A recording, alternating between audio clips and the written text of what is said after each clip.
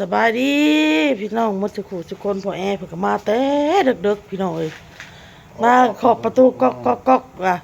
เพราะจะพาเมื่อเด้อโอนว่าอยู่น้ำเฮาก่อนโอนบอกเพิ่นพี่น้องบ่ได้แล้วพอสิเมื่อแล้วเอ้าเพราะว่ามี FC อ่ะนะพี่เอสเล่าอัน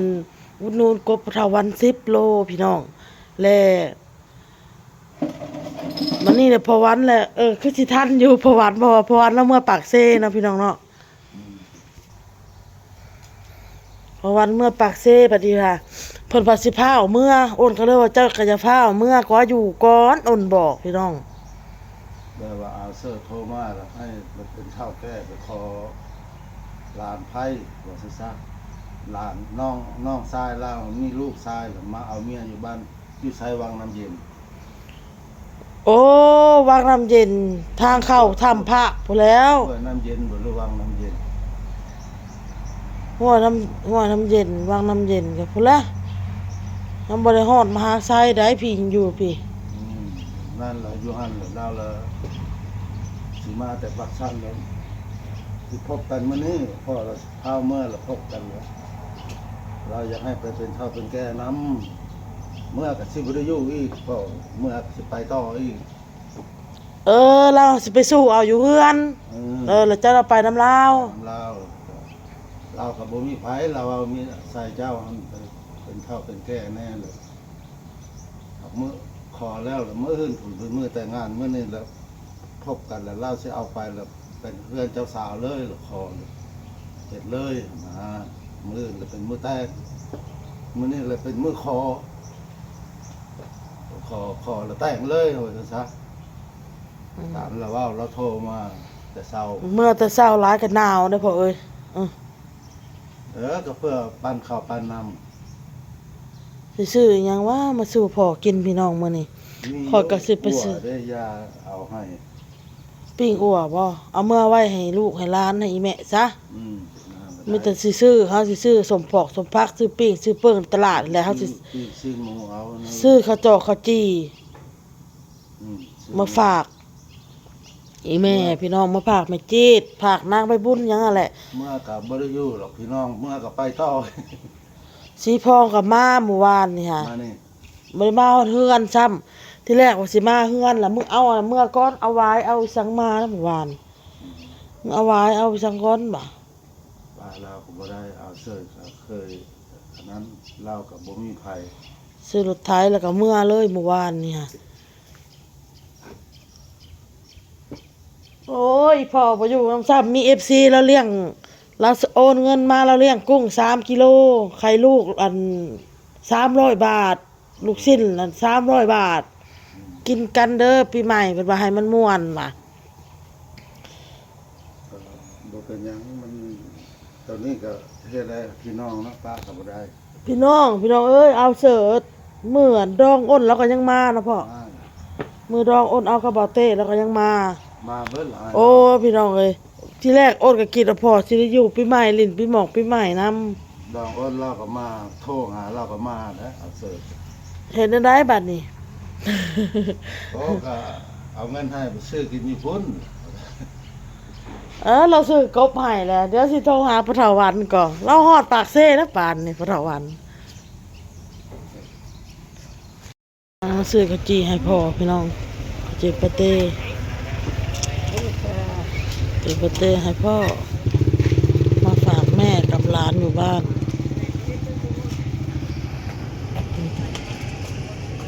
ตัวปิดก็มาตัวปิด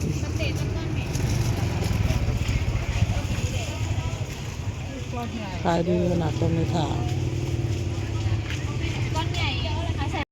มาเลาะตลาดต่อซื้อเครื่องไปขายนำด้วยพี่น้องด้วยซื้อของกินไปสู่พ่อกินนำซื้อกุ้งนำมันบ่ให้หมอนี่ค่ะ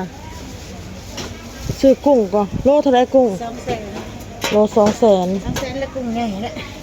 กุ้งใหญ่เนาะกุ้งน้อยยังบ่ทันมาฮอดโล200,000ลูกเรายืนอยู่นี่ลูกในร้านนี่นายนะป้ามือแลลงมาป้าหน้าเปี้ยรถป้าหน้าผู้นี้พวกผู้นี้ก็มึนบ่ให้พวกนึกหน้าผู้อื่นนี่มันงากซะแล้ว เกือบอันนั้น าพอได้เว้าหยังได้ตีลูกเฮาก็ได้เด็กน้อยเนาะเฮาสิไปซ่าเว้าหักเพิ่นน่ะผัดเว้าแล้วเว้าอีกว่าแล้วอีกอยู่ ก็น้ำไหลนี่นะ ลำไรอยู่จมไปนำนะพี่น้องเกับใส่กันกับอันยังลูกอันนี้เอากุ้งเนี่ยมากุ้งตัวใหญ่ใหญ่นี่กุ้งนี่อ๋อใหญ่อันนี้กุ้ง กระโทษนะผม ฮะ มาเป็นกระโทษเลยไม่ได้ยัง แม่เอากุ้งเอาลูกกุ้ง3 โลเด้พี่น้องเอ้ย มาซ้ำได้หรอ โดย ซ้ำใส่ทุกอย่างนะจะหน่อยก็ลูกจะได้ยังลูก ใหญ่คักอันนี้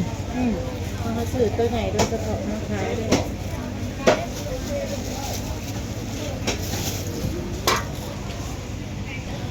กุ้งหมึกขึ้นมดปีใหม่พี่น้องเอ้ย ยังหลังเขาก็จะซ้อม ปีใหม่ เพราะแต่บุปีใหม่กับ200,000นี่ได้ละกุ้ง บอกหักอยู่ค่ะเมื่อวานเฮาถามเมื่อวานคือโล160,000นี่ แต่ตัวน้อยยัง180,000เลยล่ะ 180,000นะแม่ละโล180,000เอาตัวใหญ่เลยโล200,000 ไทยหัน400นะ โล ขาด 400 มือ400มันก็ตกที่250,000เลยบ้านนั้นมีแต่200,000เนาะนางที่คอยซื้อน้ำแบบค้าส่งจะได้มันจะ โอ้ยลูกข่อยคือสอใช่ปะ มันจะได้เครื่องลิ้น ใส่ ไปเรียกเอารถไปลงไป ใส่เครื่องเล่น โอ้ห้าใน โอนก็มาฮอดเฮือนแล้วพี่น้องเอ้ยเอ้ยเพิ่นให้เงินมา 1,500 อุดหนุนแม่น้อย300 บาท แล้วก็อุดหนุนอ้นน้อย300 บาทนะพี่น้องเนาะอีก900 บาทซื้อกุ้งเพิ่นว่าซื้อกุ้งโลหนึ่งอดซื้อโลหนึ่ง200,000พี่น้องเอา3 โลมันก็บ่ได้หลายปานใดเลยเพราะว่ากุ้งมันตัวใหญ่กุ้งมันตัวใหญ่อ้นก็เลยว่าเพิ่นอุดหนุนเนาะพี่น้องก็เลยว่าลูกชิ้นอ้นนี่อ้นสิแบ่งให้พ่อจัก100พี่น้องเอ้ยให้พ่อเอาเมื่อสู่แม่จีดก็สู่ละล้านกินเด้อพี่น้องเด้ออ้นซื้อโลหนึ่ง80,000โล100 กว่าบาทเฉพาะลูกชิ้นนี่เพราะมันเป็นลูกชิ้นที่มันแซ่บพี่น้องเอ้ยหลายคนกินไผกายกลับมาแวะซื้อคือเก่าเพราะว่าเขาว่ามันแซ่บมันแพงอยู่แต่ว่ามันแซ่บก็เลยได้กำไรเล็กๆน้อยๆอ้นก็ซื้อมาขายพี่น้องเอ้ยก็เลยอันสิขอแบ่งจากที่เพิ่นอุดหนุนลูกชิ้นอ้นเนาะพี่น้องเนาะ300อ้นก็เลยสิแบ่งให้พ่อถุงนึงพี่น้องเอ้ยพอถุงนึงอ้นได้อยู่กำไรประมาณ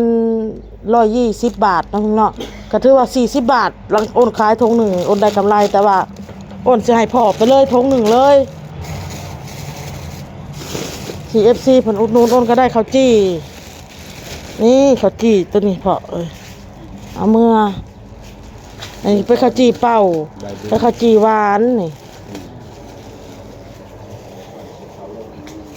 แล้วก็ข้าวจี่ปาเต้นี่ไว้อยู่บ่ใส่น้ำกันเนาะตัวนี้เอาออกซะของออโต้นี่ของออโต้กินแล้วก็มันเอาเท่าออโต้หายอยากพี่น้องเลยพอสุดท้ายกินเฮาบ่หมดก้อนซ้ำนี่เอาลูกชิ้นนี่แหละแบ่งให้พ่อพี่น้องอ้นก็ได้อยากแบ่งกุ้งให้แน่จักหน่อยจักหน่อยนะพอได้เมื่อย่างกินกับแม่กีดเพิ่นคือสิบ่ว่าหยังดอกเนาะพี่น้องเนาะอ้นก็บ่มีหยังแล้วพี่น้องของฝากของต้อนได้ขจีปาเต้กับขจีเป่าแล้วก็นมนี่เด้นมนมปองหนึ่งของอ้นปองหนึ่งอ้นเพิ่นสั่งซื้อเอาใส่นั่นแหละพ่อ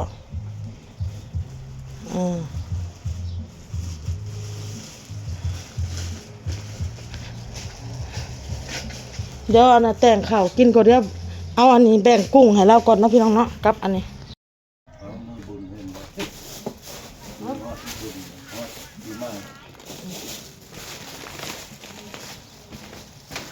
โอ้อุ่นละผากเลยกระสีเป้ากับอันนี้กับน้ำจู เทียบแล้วประมาณนั้น ข้าว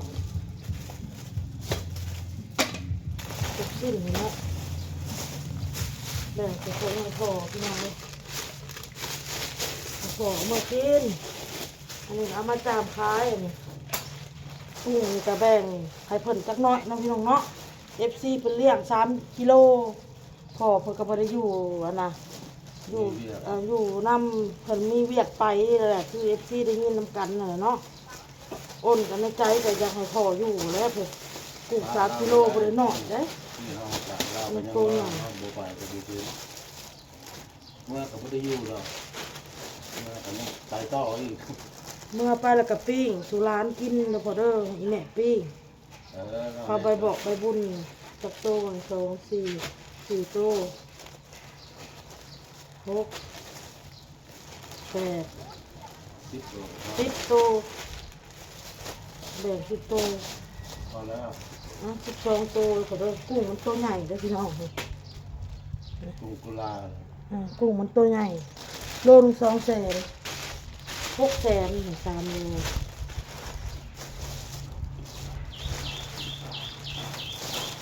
แม่น้อยกับ FC เพิ่นก็เลี้ยงพากันไปกินกันอยู่พุ่นแล้วพี่น้องเอ้ย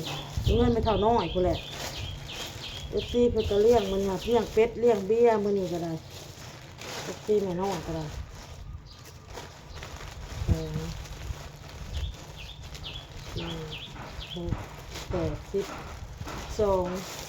เอา14โตแต่พอมันหลายอยู่ เพราะว่าแนวกินน่ะมีไข่ลูกทั้งลูกชิ้นอีกกับแก้มซุมเฮาค่ะวันนี้คงแม่น้อยอีกเป็ดอีกเด้12เอาเติมอีก3โตเป็น15โตพี่น้องแม่ให้พ่อมาปั่นสู่แม่กินพี่น้องหาอ้นยังพันเลยบอกคนช้ำผู้ใหญ่คือคนหายคนที่ชื่อบ่ว่าดอกพี่น้องเลยแบ่งให้พ่อให้แม่ก็พี่น้องเด้อกินกันยังอีกตั้ง200กับไข่ลูกแม่น้อยอีกได้300แล้วก็กุ้งนี่หลายเอาพอเอาให้พอเอาเข้าตู้กันบ่กินข้าวสิแต่งข้าวกินอีกได้นี่พี่น้องเลยกินข้าวกับอ้นซื้อสมพักมากับปิ้งซีนไก่ ร่างนี้ครับกินตะไคร้ มาโตมากินเราพอ กินข้าวพี่น้องกินแล้วก็เดินทางต่อ ปั้นโซโล่โอ๊ต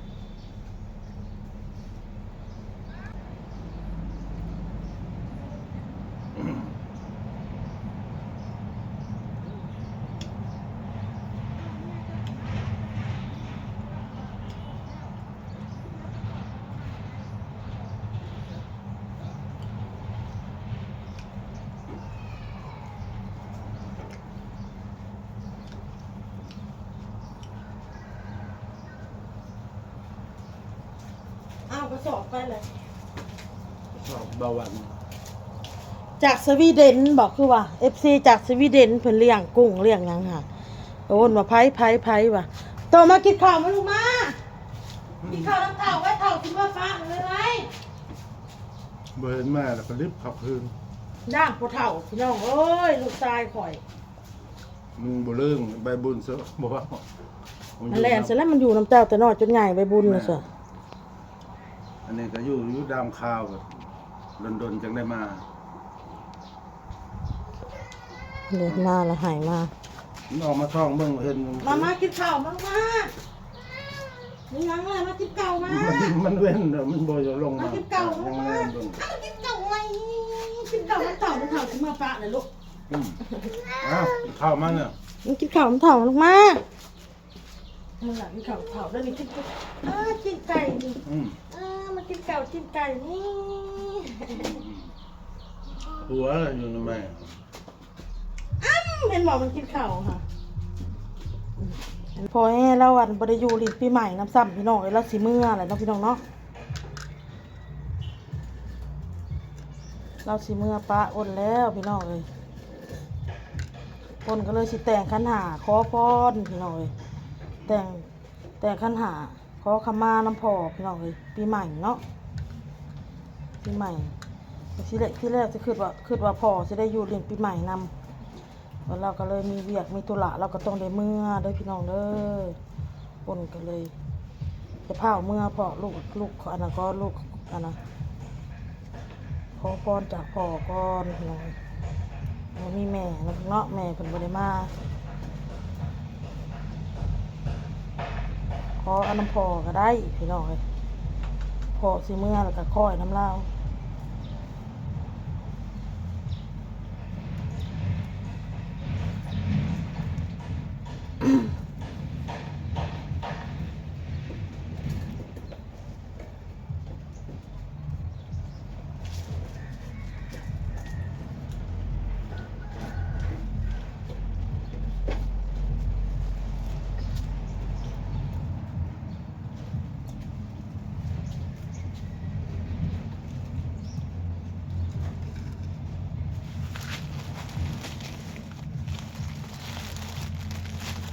เงินกำไร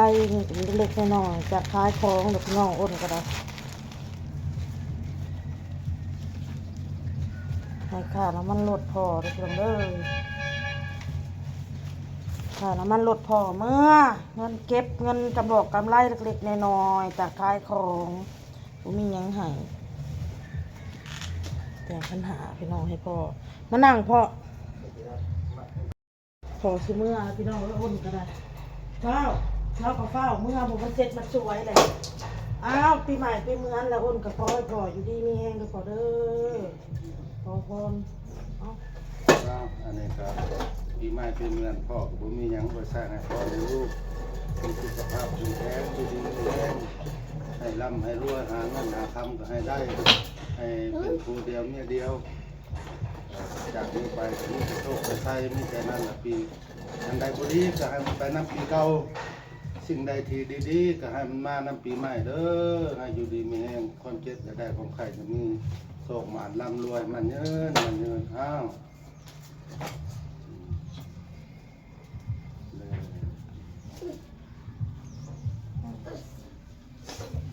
เอาเดินทางปลอดภัยทุกคน เอา บัดระวังเดินทางกันเลยเงินเจ้าเอาไว้ อันนี้เพิ่นให้ค่าใส่น้ำมันรถพี่น้องบ้านนี้ก็สิได้กลับพุ่นแล้วเมื่อกับบ่ได้อยู่ไปต่ออีกเอาออกบ่ได้มีเวียกมีพี่น้องเพิ่นให้ไปขอลานไผ่เนาะเพิ่นจะเอามาเอาอยู่เขตมาใส่นั่นแหละ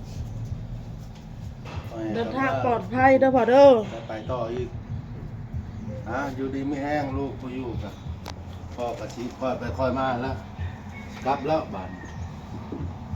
จะว่าเตรียมเครื่อง เอาแล้วค่ะจี เอาแล้วใส่ศพมึง ใส่เอา รุ่นมันเป็นศพอยู่เลยเอาเสื้อใส่ไปพุดกระปูมันเนี่ยมาจับเสียมมือเขาโบราณ คือว่าพวกเอามาตะบอนเฮ็ดเวียกกับอีแม่เก็บเมื่อกับ2-3คู่คือว่า แต่ว่าตัวนี้มันสิกระทัดรัดแบบพอดีเหมาะกับมึง แบบนี้แหละคือว่า แบบนี้ แบบนี้แหละ เอาโตเอ้ยเข้ามาปลาเด้ออะไรมันมีเรียกอยู่บ้านลายมีเรียกนั่นนี่เขาก็มาฮ้อนมาเติมเรากินภูเขาสบายดีพี่น้องจะได้กลับป้าซีเบิดทุกคนละบ้าน เดินทางปลอดภัยเด้อพ่อเด้อ มีโอกาสก็จังมาใหม่ บ่ได้เว้าอิหยังบ่ได้ล้มอิหยังกันนะพ่อพี่น้องมาแล้วก็ไปอ้นก็ไปตลาดมื้อเช้านี่ก็ได้ มีเรียก เดินทางปลอดภัยให้อยู่ดีมีแฮง แล้วไปใช้อยู่แต่บ้านเนี่ยก็ ตาย สมพักนะเขาจะเอาสมพักมาให้พ่อสมพักเมื่อให้แม่จีดพี่น้องเราก็มักกินเลยป้าไว้เฮากับมันบ่มีเวลานะพี่น้องเลยแบบมีแต่กินอันของตัวเองขายแล้วก็แล้วกับข้าวกับน้ำแล้วก็บ่ได้กินแต่เอาเมื่อกินสมพักสมผักกาดติ้นนี้กับผักกาดผักบัวซื้อมาแต่นั่นพุ่นแหละตลาดพุ่นแหละอ้นก็คิดว่าพอสิได้อยู่เล่นน้ำมันหักบ่ได้อยู่ซ้ำเพราะว่าเรา มื้อเช้าเราโทรแต่ดึกๆจำเป็นแล้วเล่าก็บ่บ้าเฮากับบ่บ้าเล่าครับพี่น้อง เดินทางปลอดภัยเด้อพ่อเด้อพอแอเราก็เฒ่าหลายเลยพี่น้องเลย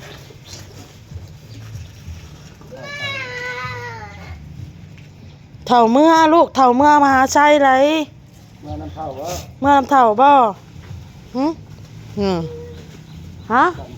ตั้มกระจายเครื่อง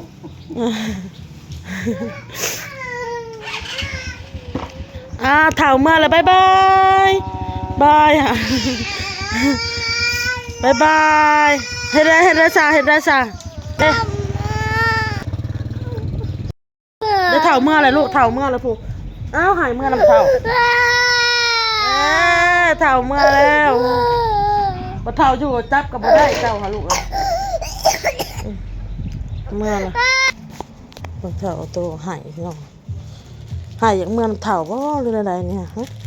มากินข้าวค่อยพี่น้องอุ่นก็ค่อยน้ำพ่อเนาะพี่น้องเนาะพ่อเราพอเราเฒ่าแห้งแล้วแต่ว่าเราเว้าน้ำลูกนี่เฮาสัมผัสได้เฮาฮู้ได้ว่าเสียงเราผ่าวเลยพี่น้อง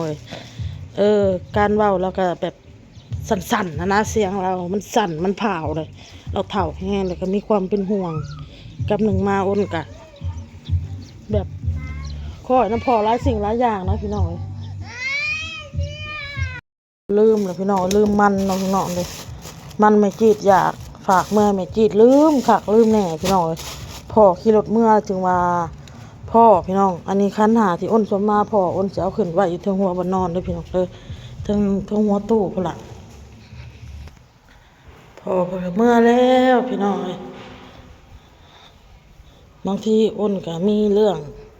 ในใจนะเราอยากเว้าอยากระบายให้พ่อฟังเว้าให้ฟังที่บ่หรือว่าเฮาฮ้อนกับเฮาก็ฮอดบ่มีเวลาสิเว้านะพี่น้องคือมื้อเช้านี่เรามาอ้นพอสิเมื่อแล้วก็เลยเช้าเจ้าสิอยู่เล่นปีใหม่นำเฮาเจ้าสิเมื่อพอสิเมื่อแล้วก็เว้าเหตุผลให้เฮาฟังนั่นแหละก็ FC ได้ยินนำกันน่ะเนาะก็เลยได้เมื่อเพิ่นก็เลยฮอดบ่ได้อยู่ลิ้นน้ำซ้ำเว้ากันอยู่กับเบาเต้พี่น้องคันว่าอีเพาะเราบ่ได้เมื่อลิ้นปีใหม่แหละสิเราจับไก่แหละขาไก่อบไก่สุภเฒ่ากินอบไก่แล้วก็สิจับไก่ต้มแน่ต้มชั่วสู่เรากินแน่อบแน่เว้ากันหั่นนะเอาแบบซี่กินแบบซี่วันนี้โอนก็เลยว่า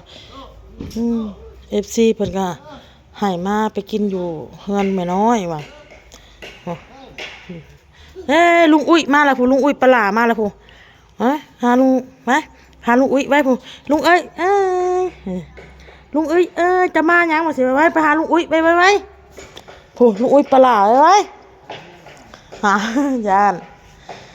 นอันนี้ก็พอเท่าเมื่อมันหายนะบอกตอนเราพันในเมื่อแล้วจับกับบ่ได้บ้ายกับบ่ได้ข้างในนะพี่น้องกินนี่อ้นกับสิลาไปก้อนหัวหยุ่งหัวหยองอยู่นกพี่น้องอ้นก็ได้สิไปเฮ็ดน้ำคลองขายแหละเตรียมคลองขายแล้วก็ให้มันแล้วสิหาอาบน้ำแล้วก็สิออกไปขายเครื่องคือเก่าด้วยพี่น้องเด้อลาละพี่น้องสบายดีบ๊ายบายเด้อมาสุขสุขคน